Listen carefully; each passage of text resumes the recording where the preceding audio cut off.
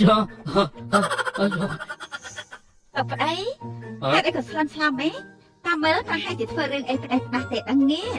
មិនចឹងទេលោកមិនតបស្រីស្អីនោះកាច់ដូចជាខ្លាចអញ្ចឹងបងទៅមើលនាងហើយនាងនៅរស់ទេនាងដឹងខ្លួនដេញបងចេញមកក្រៅវិញកាប់គេអញ្ចឹងឯងនិយាយកាប់ទៅចាខ្ញុំស្មានថាលោកប្តីធ្វើអីផ្ដាស់ដែរគុំគិតបែបនឹងទៅមើលបានហើយខ្ញុំនិយាយលេងតែយើងសិនឆ្អិនហើយបងពិសាទេអូចឹងបងសាកមើលសិន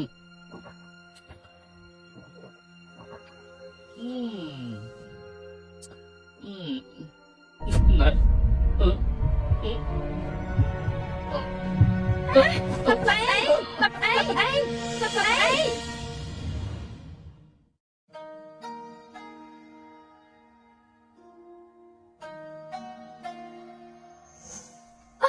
លោកម្ចាស់តែបងផាត់បងដឹងខ្លួនហើយខ្ញុំស្មានថាបងមានរឿងអីកាត់ឡើងជាកំហុសរបស់ខ្ញុំលោកប្តីនេះលោកប្តីអត់អីទេណែអាចារ្យអបអរលោកម្ចាស់ហូបយិនសាច់យូរ30ឆ្នាំធ្វើឲ្យកម្លាំងកាន់តែខ្លាំងក្មេងជាងវ័យ3ឆ្នាំអត់ពិសាម្ដងទៀតអត់ប្រសិទ្ធភាពពេលនេះលោកម្ចាស់លីវ៉ានីនមានកម្លាំងអាចទប់ទល់ជាមួយមនុស្ស3នាក់ពេលលោកម្ចាស់បាត់លីនវ៉ាន់ស៊ីនលីនវ៉ាន់យៀនថាមកពលជំនាញស្វែងរកកំណត់20អាយុឡើង63ឆ្នាំកម្រិតពណ៌ស្វាយ5យិនសិនប្រៃនោះពិតជាមានប្រសិទ្ធភាពមែនធ្វើឲ្យពួកអូនព្រួយបារម្ភហើយពេលនេះគឺបងមិនអីទេបងពិតជាមានអារម្មណ៍ល្អណាស់ពេលនេះគឺបងសន្លប់យូរដែរទេហ៎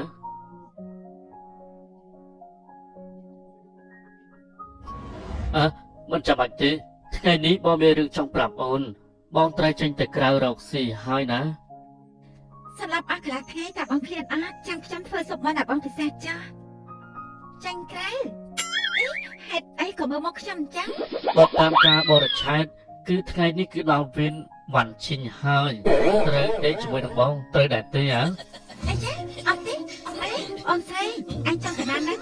តែចាវ៉ាន់ឈិញហ៎ចង់រត់ទៅណាហ្នឹងហ៎នៅឲ្យឈាមទៅមើលបងក៏ជាខូចណាបងខូចព្រោះតែបងស្រឡាញ់អូននេះអបិនេះរំខានអ្នកដទៃមែនវើយចាំមើលណាតែយើងជាចម្រាក់បញ្ជីជាមួយឯងហើយ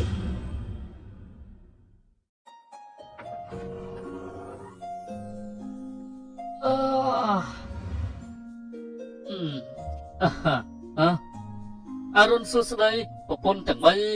ណាលោកប្តីនិយាយភាសាតែទេ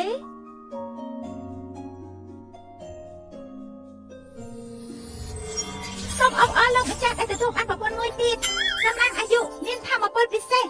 ប្រពន្ធសរុបមាន4លីវ៉ាន់ស៊ីនលីវ៉ាន់ជីនលីវ៉ាន់ឈីងអាយុលោកម្ចាស់64ពេលនេះគឺខ្ញុំមានអាយុ64ឆ្នាំហើយថែមទាំងកម្លាំងធម៌ពលពិសេសក៏បានកើនឡើងទៅទៀតដូច្នេះខ្ញុំអាចទប់ទល់ជាមួយនឹងអ្នកដែលមានកម្លាំងខ្លាំងរហូតដល់3-4អ្នកទៀតផងពិតជាល្អខ្លាំងណាស់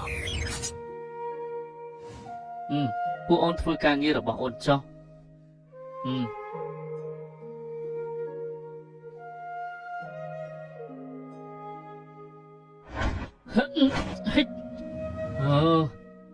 អេបងស្រីបងគិតថាលោកម្ចាស់គាត់កំពុងធ្វើអីហ្នឹងអេឬមួយក៏លោកម្ចាស់កំពុងតែហាត់ក្បាច់គុណប៉ុន្តែបើតាមខ្ញុំដឹងណាចង្កេះរបស់គាត់នៅមិនតាន់ជាដល់ឡើយទេថៃសានឡៅជីបបាយអញក្រែង system នោះនិយាយថាខ្ញុំមានកម្លាំងធាតុខ្លាំងអូពិតជាបែកមែនលោកម្ចាស់បងពិតជាប្រកែកណាស់បងពិតជាអាចបែបបំបាច់ថ្មធំនេះបានកាលពីមុនអូនតែបារម្ភថានៅពេលដែលបងចូលសមរភូមិប្រយុទ្ធមិនដឹងថាបងអាចទប់ទល់ជាមួយគេបានអត់ពេលនេះតើបងដឹងថាប្តីរបស់អូនពិតជាអស្ចារ្យណាស់ប៉ុន្តែតើបងយល់ចឹងមែនជាធម្មតាទេយើងត្រូវតែគិតអំពីបញ្ហារឿងមួយ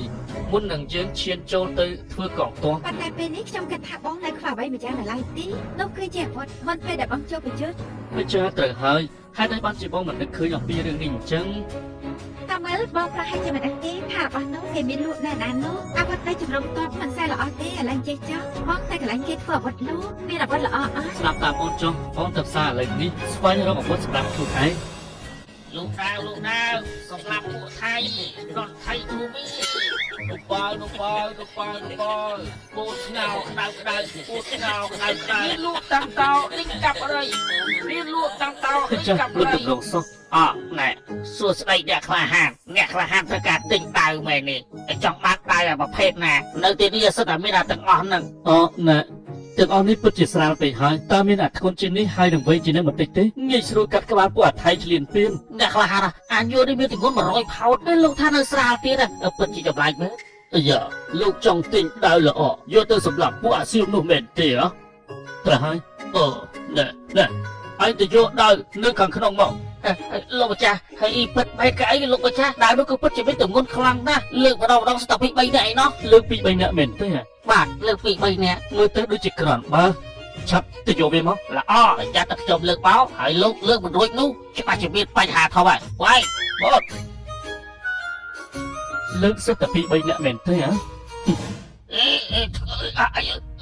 និយាយដើរតិចមើលរបស់យកឈុតចង្វាប់ហើយនេះ អឺទុកគ្នាអាយ អូយធ្ងន់ណាស់ អាយ៉ាស្ដីក្បត់ខ្មែរបុរាណ ថាម៉េចលោកស្គាល់ដាវមួយនេះដែរគឺខ្ញុំធ្លាប់ឃើញដាវនេះក្នុងសភៅបុរាណជាវត្ថុមិនធម្មតាទេអតីតម្ចាស់ដាវមួយនេះគឺជាមេទ័ពល្បីម្នាក់ប្រចាំស្រុកខ្មែរគួរឲ្យស្ដាយណាស់បន្ទាប់ពីគាត់ស្លាប់ទៅគ្មាននរណាគេអាចលើកដាវមួយនេះបានទេអញ្ចឹងតើខ្ញុំព